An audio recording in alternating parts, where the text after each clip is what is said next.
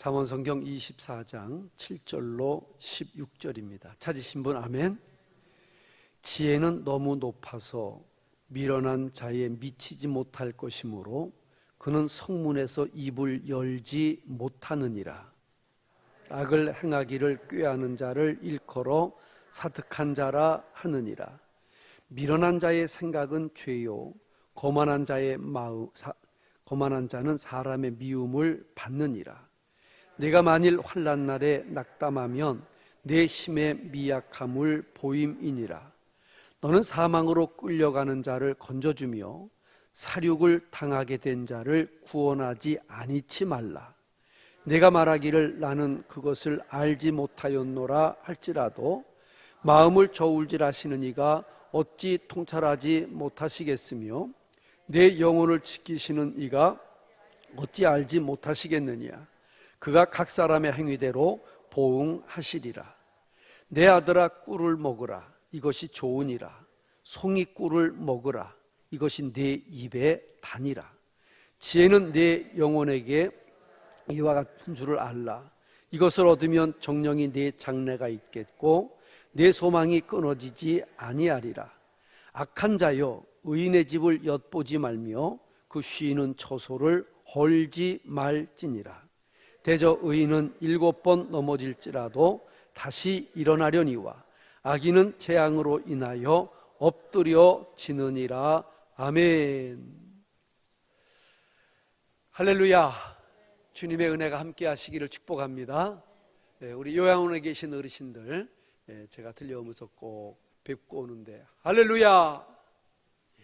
그리고 우리 복지원에 있는 식구들이 제가 TV 나온다고 신났습니다. 그래서 우리 복지원 식구들 할렐루야. 또 유튜브를 보고 계신 또 이 자리에 나오시지 못하신 분들 하나님께서 같은 은혜로 함께해 주시기를 바랍니다. 제가 어제 총회장의 1년직을 잘 마치고 내려왔습니다. 아무리 생각해도 하나님의 은혜이고 또 우리 교회 성도님들의 기도 덕분에 큰 대과 없이 잘 지내고 왔습니다. 총회장이라는 직이 또 잘해도 욕을 먹고 못해도 욕을 먹고 이런저런 어려움들이 많은데 이 코로나에 다 묻혀가지고 별로 잘 못한 것도 안 나타나고 잘한 것도 안 나타나가지고 대가 없이 그렇게 잘 지내고 온 것 같습니다. 참 감사했고요. 그러나 작년 9월 9일 날 총회장이 돼서 9월 14일까지 했으니까 1년하고도 5일을 더 했더라고. 2년째 하다가 말았어요. 그런데 이제 제가 총회장이 되자마자 이제 임원회를 시작해서 이제 우리 실행위원들 또 전국에 있는 노회장 서기 연석회의로 또 필리핀에 있는 선교사 가족들, 일본 선교사 가족들, 또 농어촌에 계신 우리 목회자 부부들 전부 초청해서 또 우리 지방에 계시면서 해외여행의 경험이 없으셨던 그런 사모님들 24분을 또 초치해가지고 우리가 전액 경비를 대서 3박 4일 그분들 해외여행을 시켜드리면서 이제 12월 18일까지 이제 아주 작년 한 해를 정말 열심히 어떻게 총회장님이 저렇게 잘하시나 할 정도로 잘했는데 1월 달에 딱 이제 코로나가 오면서부터 모든 일정, 모든 해외 순방 전부 다 스톱이 됐어요. 그런데 하나를 보면 몇을 알아요? 잘 되려면은 뭐부터 알아요? 어머나 어떻게 그렇게 어려운 걸 다 하셨어요. 그래가지고 3개월 하는 걸 보니까 우리 총회장님 되게 잘하는구나. 그리고 기대가 만발했는데 손 묶고 발 묶고 있어도 그 생각들이 이제 남아 있었던 거예요. 그래서 수많은 목사님들이 이렇게 문자를 주는데 어쨌든 수고하셨다고, 정말 본이 되셨다고, 아낌없이 베푸셨다고, 참 이런 문자를 많이 받았고요. 또 많은 분들이 저를 보고 뭘 보고 그런지 몰라도 겸손하다대요. 참 쑥스럽네 이거. 진짜 겸손하고, 또 어떤 분은 참 온화하다 그러고, 참 이렇게 만나면 편안하다 그러고, 그저 구석구석 이렇게 잘 찾아다니셨다 그러고, 이런 좋은 말들을 써주니까 뭐 그대로 믿어야지요. 뭐 물론 이제 미사여구를 쓰시는 분들도 있었겠지만, 그래도 있는 걸 바탕으로 하나라도 썼을 거 아니겠어요. 그래서 이제 그런 생각을 가지면서 1년 동안 참 행복했다, 그리고 감사했다, 그런 생각을 했고요. 지난 8월 말에 우리 이제 임원이 10명이거든요. 10명 부부를 전부 제가 초청을 해가지고 설악산으로 1박 2일 마지막 이제 휴가 여행을 떠났어요. 그래서 이제 마지막 임원회를 하면서 하룻밤 부부들 재워드리면서 좋은 공기 속에 좋은 걸 이렇게 먹으면서, 짧지요. 여기서 뭐 6시간 가야 되는데, 그리고 저녁에 모여서 자고 아침 먹고 회의하고 점심 먹고 또 내려왔는데, 제 아내하고도 같이 갔는데, 우리 오신 그 임원들, 그 사모님들한테 제가 40만 원씩을 줬어요. 좋았겠어요? 안 좋았겠어요?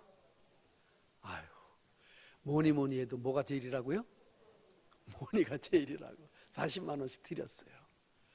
왜 드렸는 거 아니? 우리 임원들이 회비를 내요. 회비를 내는데, 물론 이제 총회장이 제일 많이 내고 임원들은 조금씩 내는데, 그 임원 회비를 1년 동안 뭐 해외도 쓰고 써야 되는데 많이 못 쓴 거예요.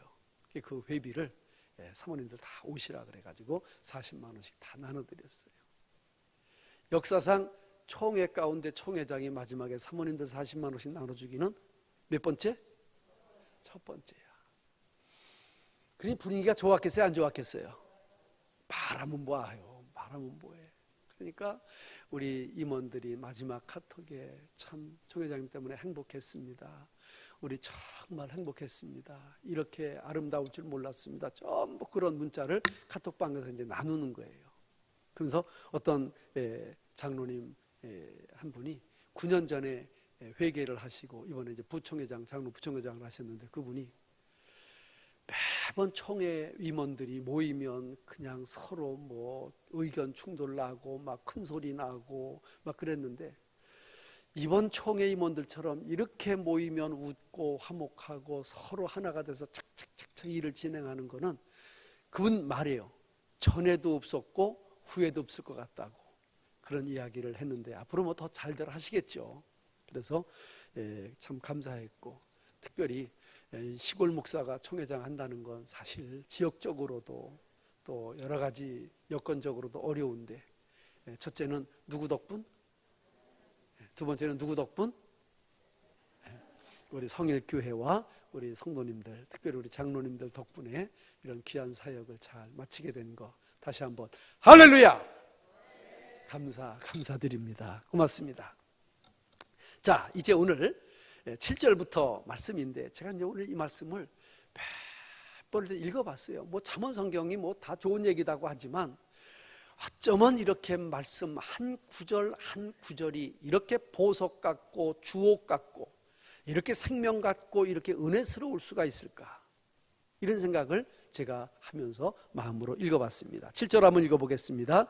시작. 지혜는 너무 높아서 미련한 자에 미치지 못할 것이므로 그는 성문에서 입을 열지 못하느니라. 아멘. 여러분, 하나님께서 주시는 지혜, 하나님을 경외하고 그 계명을 즐거워하는 참으로 주님 중심의 삶은, 이건 하늘이 주시는 지혜가 없이는 볼 수도 없고 내가 받아들일 수도 없고 그렇게 살아갈 수도 없습니다. 그러나 미련한 자는 아무리 세상에 공부와 권세와 능력과 여유가 많다 할지라도 이 지혜가 없는 거예요. 그러니까 하나님을 믿는 것은, 여러분, 내가 믿고 싶어서 믿고 내가 믿기 싫어서 그만두는 게 아니라 하나님의 작정, 허용, 반경 안에서 우리가 주님의 선택을 받고 우리가 그 선택에 순종하고 주님과 교통함으로 이루어지는 아름다운 믿음의 은혜 결과 선물인 줄로 믿으시기를 축복합니다. 미련한 자는 그 가치가 육신적인 것, 또 이 세상의 물질적인 것, 세상에 잘 되고 뭐 높아지는 것, 여기에만 있지 정말 신령한 세계와 하나님의 세계와 영적인 세계와 이런 것에 대한 관심이 없는 겁니다. 그러니까 저와 여러분들이 세상의 공부가 좀 떨어지고 세상의 물질이 좀 적고 사는 형편이 좀 옹색하더라도 우리가 하나님을 알고 하나님을 내 아버지라고 부르고 그 믿음 안에서 사는 이 삶이 얼마나 수준 높고 얼마나 지혜롭고 얼마나 고결한 삶인가를 늘 감사할 수 있는 저와 여러분 될 수 있기를 축복합니다. 여러분, 그렇습니다. 절대로 여러분 세상 높은 사람들 그거 부러워하지 마세요. 세상의 부자들 그거 부러워하지 마세요. 여러분, 정말 우리가 부러운 것은 좀 더 고결한 믿음과 좀 더 우리 주님을 닮아가는 모습과 정말 주님과 교통하는 신령한 은혜를 항상 사모하며 고민하며 기도하시기를 주님의 이름으로 축복합니다. 미련한 자는 성문에서 입을 열지 못한다라고 하는 말이 있습니다. 옛시대에 성문이라고 하는 것은 사람이 많이 지나다니는 통로였을 뿐만 아니라 그곳은 곧 재판하는 자리였기도 합니다. 그래서 이제 재판장이 거기에 나가면 억울한 일을 당하는 사람, 슬픈 일을 당하는 사람, 마음에 고민이 있는 사람들이 다 그 성문으로 모여가지고 자기의 문제를 해결해 주기를 간절히 원하는 그런 것이 바로 이제 성문입니다. 사람들이 모이는 시장도 되고 토론하는 토론도 되고 그리고 정치하는 정치장도 되고 그리고 재판하는 법정도 되는 게 바로 성문이었습니다. 신명기 21장 19절에 보니까 이런 말씀이 있습니다. 다 같이 시작. 그 부모가 그를 잡아가지고 성문에 이르러 그 성읍 장로들에게 나아가라. 여기 말하는 장로라고 하는 말은 그 당시에 어른, 재판장, 치리자 이런 의미가 있습니다. 그러니까 아들이 말을 안 들어. 이 말 안 듣는 아들을 성문으로 데려가서 거기서 이제 어떤 심판을 구하라 이런 의미가 되는 것입니다. 지혜자는 사람들 앞에서나 법정에서 바른 말을 하고 바른 주장과 바른 반박과 변론을 할 수 있는 겁니다. 무엇이든지 양심적으로 꺼리낌이 없으면 당당하게 말할 수 있는 것입니다. 하지만 미련한 자의 말은 도리어 다른 사람들에게 반박을 당하고 수치를 당하고 무시를 당하는 그런 말이 될 것입니다. 요즘에 정치적으로 많이 문제가 되는 그 추한 여자가 계신데 제가 이런 얘기를 들었어요. 아이고 그 아들 키우는 사람 입장도 좀 생각해야지. 너무덜하네, 너무래. 너무하구만이. 이런 얘기를 들었어요. 그러니까 두둔하는 사람이죠. 어떤 사람은 세상 저 정도 됐으면 옷 벗고 내려와야지. 정말 찔기가 고래 심줄보다도 더 찔기네. 이런 사람이 있어요. 반대하는 사람이죠. 그러니까 뭐 어떤 사안이나 반대하는 사람, 찬성하는 사람이 뭐 있게 돼 있죠.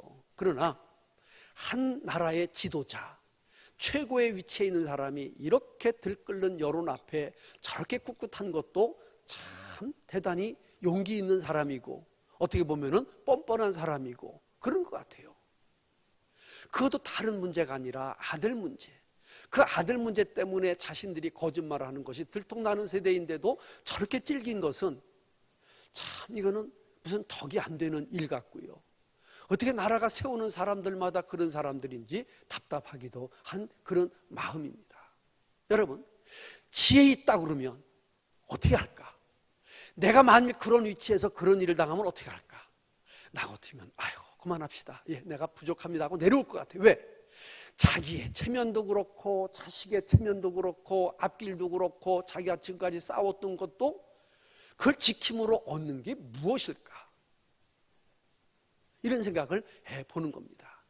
물론 그분을 내가 비판하고 하는 게 아니라 일상적인 우리 생활 가운데 이렇게 극악무도하게 악악되는 사람들이 있으면 뭔가 내가 잘못한 게 있는가? 내가 잘못한 게 없어도 이렇게 소리 지르면 내가 좀 어떻게 정리를 해야 되는 건가? 이런 일말의 양심이라도 있는 게 이런 게 원리인 것 같은데 그렇게 되지 않는 것 같아요. 문제가 뭐냐? 바로 바른 지혜가 있느냐, 미련이 쌓여 있느냐, 이 두 가지에 저는 문제라고 생각합니다. 지혜는 너무 높아서 미련한 자에 미치지 못할 것이므로 그는 성문에서 입을 열지 못하느니라 하는 말이, 아마 이 말을 좀, 이 성경을 좀 요새 사람들이 좀 읽고 깨닫는 은혜가 있으면 좋겠다, 이런 생각을 해보았습니다. 8절 9절 한번 읽어보겠습니다. 8절 9절 시작. 악을 행하기를 꾀하는 자를 일컬어 사특한 자라 하느니라. 미련한 자의 생각은 죄요 거만한 자는 사람의 미움을 받느니라 그랬습니다. 여기 사특하다, 뭐 우리가 잘 쓰는 말은 아니죠. 사특하다. 사특하다는 말이 무슨 말일까요? 사특이라고 하는 말을 찾아보니까 이제 음모하는 사람, 음모자, 모여가지고 이렇게 도모를 꾀하는 사람들, 남에게 해하려고 이제 수작을 부리는 사람들, 그런 사람들을 가리켜 사특한 자라, 그렇게 말하고 있습니다. 악을 행하기를 꾀하는 자, 사특한 자, 성경이 맞습니다. 그리고 미련한 자의 생각은 죄요 거만한 자는 사람의 미움을 받느니라 그랬습니다. 거만하면 사람의 미움을 받습니다.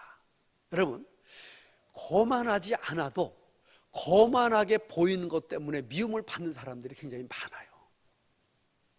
저도 한때는요, 제가 40대인가 50대 초반에 사람들이 나를 보고 뭐라고 그러는 줄 알아요? 무슨 형사 같다느니 순사 같다느니 뭐 이제 그런 얘기를 하더라고요. 그게 보였어요? 좀 사람이 이렇게 좀 뭐랄까 깍쟁이 같고 좀 날카롭게 보이고 그런 면이 있었던 것 같아요. 근데 사실 제가 저를 생각해 봐도 뭐 그렇게 날카롭고 그냥 대쪽 같고 사실 그런 거는 없거든요. 좀 무지렁이 과고 그냥 좀 이렇게 좋은 게 좋은 과지, 그냥 막 물불을 딱딱 가리고 그냥 뭐 A, B, C를 구분하고 막 이런 성격은 아닌데 사람들이 이제 그렇게 보는 거예요. 근데 이제 사람들 중에서도 참 착한 사람들인데 외모 때문에 아주 거만하게 보여지는 사람도 있고요. 어떤 사람은 참 순하고 아주 착해 보이는데 속에는 또 아주 사특하고 악한 것이 있는 사람들이 있고요. 그래서 한 길 속은 알아도 요 세치 속은 사람이 모른다는 거예요. 그게 맞는 거예요. 그래서 외모로 거만스럽다, 뭐 외모로 뭐 사특하다 이렇게 해서 우리가 판단할 것은 절대 아니고요. 그렇게 해서도 안 됩니다. 하지만 저와 여러분들의 말과 행동과 삶 속에서 거만하고 교만하게 보이는 것은 정말 이것은 내가 손해되고 내 인생에 마이너스가 된다는 사실을 꼭 기억해서 어떻게 살아가야 되느냐? 따라합시다. 겸손하게. 어떻게 살아가야 된다고요? 겸손하게. 옆에 분들 한번 인사합시다. 겸손하게 삽시다. 이렇게. 예. 한 번 더 합시다. 교만한 자는 회개하라. 천국이 가까웠느니라. 할렐루야. 그렇습니다. 내가 교만하다 생각하면 이거는 참, 그러니까 이런 게 있습니다. 어떤 사람이 교만한 사람이냐? 내가 한 가지만 얘기할게요. 높은 사람에게는 무조건 하이. 내 아래 사람에게 딱딱딱딱딱딱 시시하고 손가락질하고 이런 사람들입니다. 진짜 겸손한 사람들이 누구냐? 어린아이 앞에서도 키 높이를 맞추기 위하여 무릎 꿇을 수 있고 그 아이의 말과 행동을 내가 인격적으로 받을 수 있는 사람, 이 사람이 겸손한 사람입니다. 이제 우리 범인들은 뭐 저도 그렇지만 여러분들은 이걸 교만과 겸손을 넘나들어 어떤 때는 겸손으로 쭉 자라가다가도 또 한 번씩 그 교만하고 거만한 게 나타날 때가 있어요. 그러나 믿음의 힘이라고 하는 것은 무엇이냐? 바로 내 마음에 교만이 일어날 때, 내 마음속에 상대방이 싫어하는 게 일어날 때 그걸 믿음의 칼로 잘라버리고 하나님의 성령의 능력으로 눌러버리고 믿음으로 이기는 것이 바로 겸손한 사람인 줄로 믿으시기를 축복합니다. 어떤 사람들은 이렇게 생각해요. 99번 겸손하다가도 한 번 교만한 것 때문에 99번 겸손이 다 물 건너가는 거야. 그래서 어떻게 겸손해야 되느냐? 따라합시다. 끝까지, 죽을 때까지. 그렇게 겸손한 것이 진정한 겸손이라고 저는 믿습니다. 사랑하는 성도 여러분, 참으로 오늘 저와 여러분들이 성경 말씀에 의거해서 참으로 하나님 앞에 스스로 교만하지 않고 거만하지 않고 겸손한 사람이 될 수 있도록 기도하시고 살아가시기를 주의 이름으로 축복합니다. 10절에 아주 중요한 말씀이 있어서 우리 한번 두 번만 한번 읽어보십시다. 10절 시작. 내가 만일 환난 날에 낙담하면 내 심의 미약함을 보임이라. 다시 한번 시작. 내가 만일 환난 날에 낙담하면 내 심의 미약함을 보임이니라. 자, 여러분, 우리가 살아가다가 환난 날을 만날 수 있습니다. 우리 나용진 집사님, 시간마다 찬양하느라고 고생하십니다. 집사님 지금까지 살아오면서 제일 어려운 때가 언제였어요? 별로 없으면 없다 그래요. 뭐 별로 없이 그냥 살아오신 거 감사하네. 우리 강선희 권사님, 제일 어려운 때가 언제였어요? 장진 가실 때. 6.25 전쟁 때보다도 더 어려웠어. 그랬구나. 그게 환난 날이거든요. 낙심할 때거든요. 그렇잖아요. 우리가 살다가 보면은 환난 날이 있습니다. 아마 여기 60, 70, 80 넘으신 분들은 아마 인생을 살다가 그런 날들을 한두 번씩은 아마 경험하셨을 겁니다. 예를 들어 자신이 중한 병에 걸려서 정말 살 소망까지 끊어질 때 정말 환난 날입니다. 또 부모님이나 남편이나 아내가 먼저 세상을 떠날 때 얼마나 환난이고 얼마나 어려운 일이겠습니까? 뿐만 아니라 내가 직장을 다니다가 실직을 하고 내가 사업을 하다가 부도가 나고 그리고 파산이 되어지고 가정이 해체되어지는 이런 환난 날도 있을 수 있습니다. 사랑하는 성도 여러분, 이뿐만 아니라 불가항력적으로 지진이라든지 기근이라든지 어떤 대형 사고라든지 전쟁이라든지 이런 모든 것들이 다 환난 날에 속하는 일들입니다. 이런 날에 낙담한다고 하는 말은 기운이 빠진다, 힘을 잃어버린다, 이런 겁니다. 여러분, 이렇게 환난이 당하면 내 손발에 얼마나 힘이 다 빠지겠어요. 앞이 캄캄하다 그러잖아요. 그러면서 살 소망까지 잃어버리고 차라리 내가 죽는 것이 나을까, 이런 생각을 하게 되어지는 겁니다. 여러분, 이렇게 썽썽하게 걸어다니는 사람이 갑자기 두 다리가 없어져서 앉아서 살아간다든지, 그렇게 건강한 사람이 혈관이 막히고 참으로 어떻게 심장에 이상이 와서 눕는다든지, 이러면은 얼마나 이게 인생의 환난 날이 되겠습니까?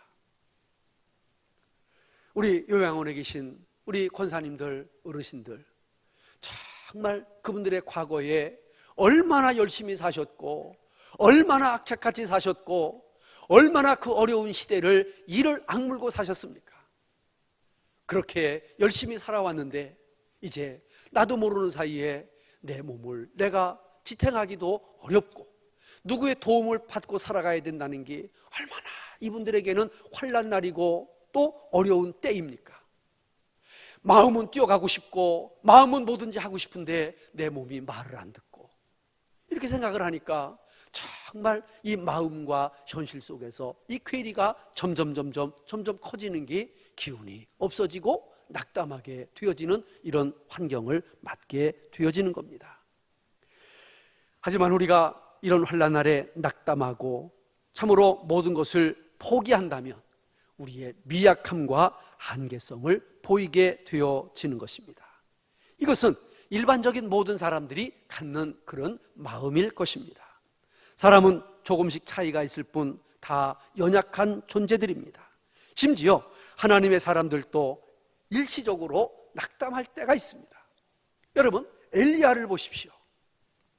엘리야가 그 850명의 그 선지자들을 다 물리치고 이방 선지자들을 다 불로 벼락을 맞힌 후에 승리했지만 그도 결국은 참으로 피하여 로뎀나무 그늘 아래 스스로 죽기를 구하는, 그게 뭡니까? 낙담하는 거죠.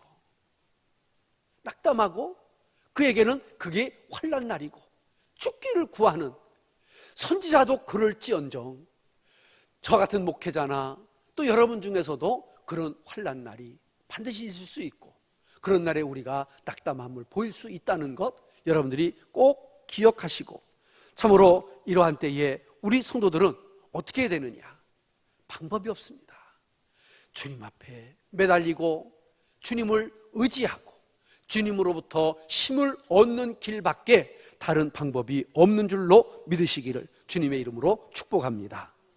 다윗이라고 하는 사람은 왕도 되고 장군도 되고 모든 것을 이룬 사람이지만 그처럼 환난을 많이 당한 사람이 없습니다.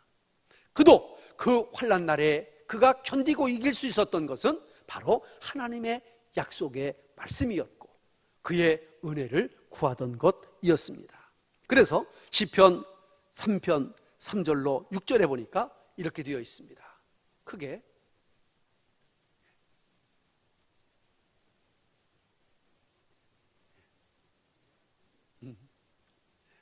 좀 조수가 해서 그래. 조수가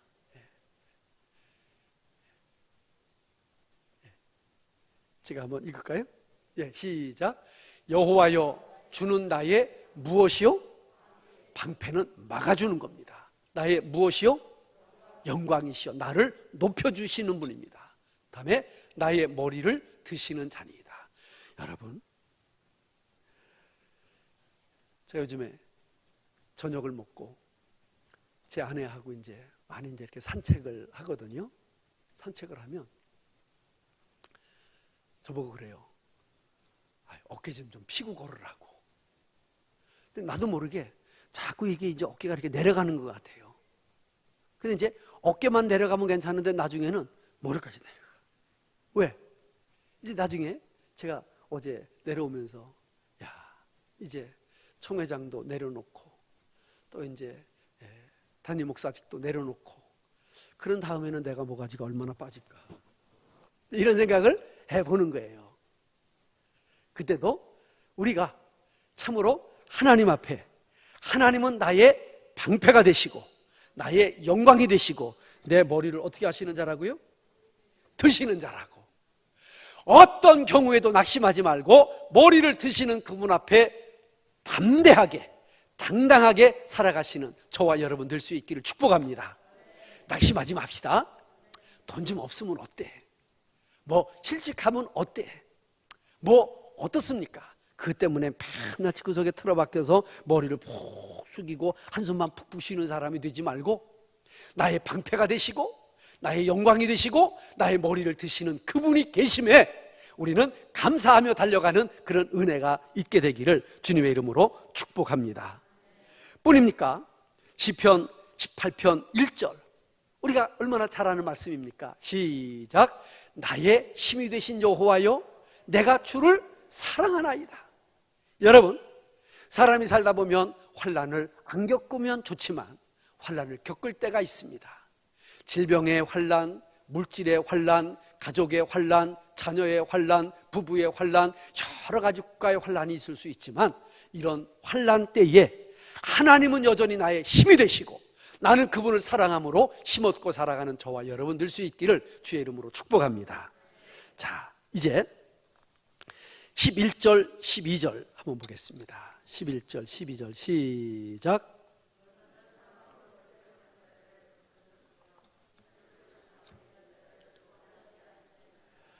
내가 말하기를 나는 그것을 알지 못하였노라 할지라도 마음을 저울질하시니가 이제 통찰하지 못하시겠으며 내 영혼을 지키시는 이가 어찌 알지 못하시겠느냐. 그가 각 사람의 행위대로 보응하시리라. 할렐루야. 여러분, 사망으로 끌려가는 자들을 또 살육을 당하게 된 자들을 외면치 말고 그들을 구원하라는 교훈의 말씀입니다.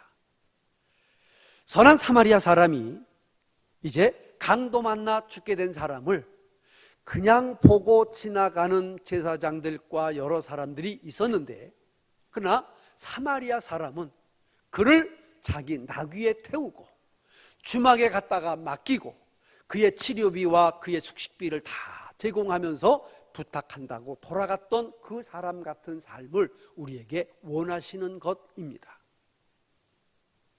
제가 언젠가 설교할 때 이런 설교를 한 적이 있습니다. 여러분들이 주일날 11시에 예배를 드리기 위하여 정말 부지런히 이제 10분 전에 막 돌아오는데 어떤 길에 쓰러진 사람이 있습니다. 보니까 거린 같기도 하고 힘이 없어서 지친 사람들인 것 같기도 하고 배가 고파서 쩔쩔매는 사람 같기도 한데, 그 사람을 저 경인장 앞에서 여러분들이 봤는데 예배 시간이 5분 남았어요. 여러분들은 어떻게 하고 오실 것 같습니까? 첫째, 쳐다보고 예배 시간이 다 됐으니까 온다. 둘째, 어느 사람인가 들춰보고 마음은 아프지만 온다. 셋째, 교회 가는 걸 포기하고 내 차에다가 싣고 병원으로 가서 진찰 좀 해주시라고, 그렇게 하고 치료비는 내가 대겠다고, 그리고 시간이 늦어 예배 시간을 못 오더라도 그 사람을 데리고 가겠다. 1번, 2번, 3번 속으로만 대답하세요. 오늘 성경이 말하는 것이 그런 말씀입니다. 여러분, 우리 믿음이라고 하는 건 내가 집에서 성경책 들고 교회까지 와서 예배 다 드리고 집에까지 가고 요 왔다 갔다 하는 삶이 믿음이 아니라는 거죠. 이 믿음은 나와 하나님과의 관계를 항상 확인하는 이런 확인의 관계고, 내 믿음을 충전하는 충전의 단계이지, 충전하고 확인한 믿음을 내 이웃에서 내 주변에서 살아가라고 하는 것이 성경의 말씀인 줄로 믿으시기를 축복합니다. 그러니까 내 이웃과 관계없는 삶을 살아가는 게 예수 믿는 사람이 아닙니다. 문 꼭 걸어 잠그고 나만 예수 잘 믿고 나만 교회 잘 다니면 되지, 이게 예수 믿는 게 아니라는 거죠. 아픈 사람과 함께 같이 아파하고 배고픈 사람과 함께 같이 배고파하는 그 삶을 우리가 살아가는 것, 그 삶을 오늘 우리들에게 말씀하고 있습니다. 13절, 14절 보겠습니다. 13절 시작. 내 아들아 꿀을 먹으라. 이것이 좋으니라. 송이꿀을 먹으라. 이것이 내 입에 다니라. 지혜가 내 영혼에게 이와 같은 줄을 알라. 이것을 얻으면 정령이 내 장래가 있겠고 내 소망이 끊어지지 아니하리라. 아멘. 여러분, 우리 여기서 재미난 표현을 하나 보는데 따라합시다. 지혜는 꿀이다. 꿀은 맛있다. 지혜는 맛있다. 맞아요? 틀려요? 예. 꿀 좋아합니까? 꿀? 예. 우리 조응현 집사님이 꿀 농사를 지으시는데, 나는 꿀 농사는요 그냥 볼통만 갖다 놓으면 그냥 꿀이 그냥 자연적으로 채워지는 줄 알았어. 이게 한 사람이 몇 통 이상을 관리를 못하는 거예요. 엄청 힘들고 관리하고 거기에 대해서 아주 세밀한 지식이 없으면 못하는 게 꿀이더라고. 그걸 보고 제가 신방을 하면서 그 꿀을 먹어보고 하니까 꿀 한 방울의 가치가 얼마나 귀한 것인지를 알겠는 거예요. 예. 꿀이 맛있잖아요. 영양가가 많잖아요. 사람들이 말하기를 완전 식품이라고 하잖아요. 지혜가 뭐냐? 따라합시다. 지혜는 꿀이다. 다시 한번 말할게요. 다시 한번. 지혜는 완전 식품이다. 그래서 목사가 구할 것은 명예나 재물이 아니라 지혜야. 여러분들이 기도할 것은 명예나 물질이 아니라 지혜야. 저는 우리 유스 호스텔에 방이 100개가 있는데요, 100개의 문을 다 딸 수 있는 열쇠가 있어요. 이 열쇠를 뭐라 그래요? 마스터키라 그래요. 그래서 아무 방이나 보여주고 싶으면 방을 보여줄 수 있는 키가 있는 거야. 마스터키야, 그게. 여러분, 지혜가 뭘까? 지혜는 꿀이다? 맞는 얘기입니다. 지혜는 맛있다? 맞는 얘기입니다. 그러나 하나 더 하면은 지혜는 마스터키이다. 지혜는 마스터키야. 어떤 어려운 문제도 지혜가 있으면 해결이 돼. 지혜가 있으면 돈 문제도 해결돼. 지혜가 있으면 어려운 문제도 해결돼. 지혜가 있으면 골치 아픈 문제도 해결이 돼. 여러분들에게 지혜가 있기를 주의 이름으로 축원합니다. 지혜가 있을지어다. 여러분들 지혜 사람이 되시기를 바랍니다. 이것은 완전한 것이다 그랬습니다. 여러분, 시편 73편 25절 한 번만 보십시다. 73편 25절 시작. 하늘에서는 주 위에 누가 내게 있으리요, 땅에서는 주밖에 나의 사모할 자가 없나이다. 자, 시편 84편 1절을 알아서 한 번 더 시작. 만군의 여호와여, 주의 장막이 어찌 그리 사랑스러운지요. 잠언성경 3장 18절 한 번 더 시작. 지혜는 그 얻은 자에게 무슨 나무라? 생명나무야. 지혜를 가진 사람은 뭐가 된다고요? 복된 거야. 그러니까 사람이 미련이 앞서는 사람이 있고요, 참 지혜로운 사람이 있어요. 참 지혜로운 사람이 있어. 오늘 경찰서에 중요한 분이 저를 찾아왔어요. 목사님, 자문을 좀 받고 싶습니다. 이런 일이 있는데 어떻게 했으면 좋겠습니까? 이렇게 가면 안 됩니다. 이렇게 가셔야 됩니다. 제가 제 대답을 드렸어요. 그분이 잘 알았다고 돌아갔어요. 여러분, 참으로 하나님께서 저에게 요거만한 지혜를 주셔서 이런 일들에 대해서 같이 대화할 수 있고 또 내 의견을 말할 수 있는데, 그게 바로 지혜의 결론이라고 저는 생각하기 때문에 그렇게 말하는 겁니다. 사랑하는 성도 여러분, 여러분들이 지혜가 있는데 어디에 지혜가 있느냐? 따라합시다. 마음에, 입술에, 행동에. 아이고, 지혜는 그냥 반찬에 다 들어가는 양념 같아. 예, 양념 같아. 추운 날에는 보일러 같고 여름날에는 에어컨 같고, 이 지혜는 꼭 필요한 거야. 원합니다. 여러분들에게 이 지혜가 충만하시기를 주의 이름으로 축원합니다. 아우, 저도 이제 남은 생애 동안 좀 더 지혜로워졌으면 좋겠어요. 아멘한 분들에게 3대의 축복이 있을지어다. 이번에 아멘한 분들에게 5대 축복이 있을지어다. 할렐루야. 아우, 아멘도 아까워서 못하는 분이 있어. 좀 써. 쓰라니까요. 그래요. 솔로몬은 하나님이 내가 네게 무엇을 줄꼬? 얼마나 구할 게 많겠어요. 하나님, 지혜를 주세요. 여러분들이 하나님 옆에 한 개만 구하라 그러면 뭘 구하겠어요? 지혜를 주세요. 그 지혜는 하나님을 경외하는 것, 하나님의 말씀으로 살아가는 것, 그것이 바로 지혜라. 이렇게 성경은 말하고 있습니다. 15절 16절 마지막 보겠습니다. 시작. 악한 자여, 의인의 집을 엿보지 말며 그 쉬는 처소를 헐지 말지어다. 대저 의인은 7번 넘어질지라도 다시 일어나려니와 악인은 재앙으로 인하여 엎드려지느니라. 아멘. 여러분, 시편 37편 24절에 아주 제가 좋아하는 말씀이 하나 있습니다. 이 말씀 마지막 보고 마치도록 하겠습니다. 시작. 저는 넘어지나 아주 엎드러지지 아니함은 여호와께서 손으로 붙드심이로다. 아멘. 7번 넘어진다는 것은 7번 실패했다는 거 아니겠어요? 7번 넘어진다라고 하는 말은 꼭 7번이라는 것보다도 수도 없이 넘어짐에 대한 단축형 아니겠어요? 그러니까 하나님은 수도 없이 넘어져도 의인은 붙들어 주시고 세워 주시고 일으켜 주시는 줄로 믿으시기를 축복합니다. 여러분, 제가 금년에 36년째 이 강단에 서 있습니다.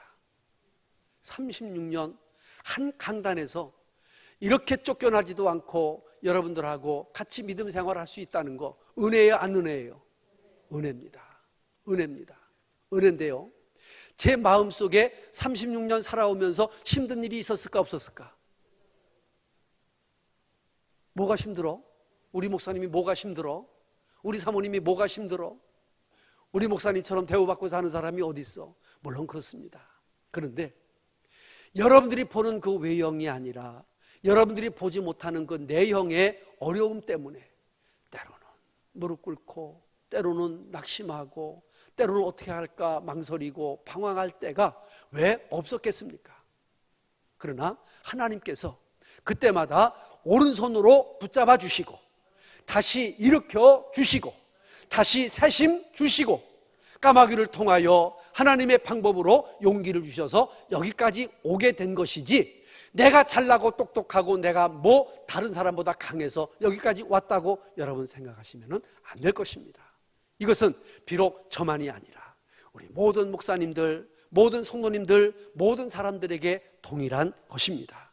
그러므로 어렵다고 포기하거나 낙심하지 말고 7번 넘어질지라도 다시 일어나는 의인의 7.8기의 삶이 저와 여러분들에게 있어지시기를 주의 이름으로 축원합니다. 할렐루야. 우리 찬송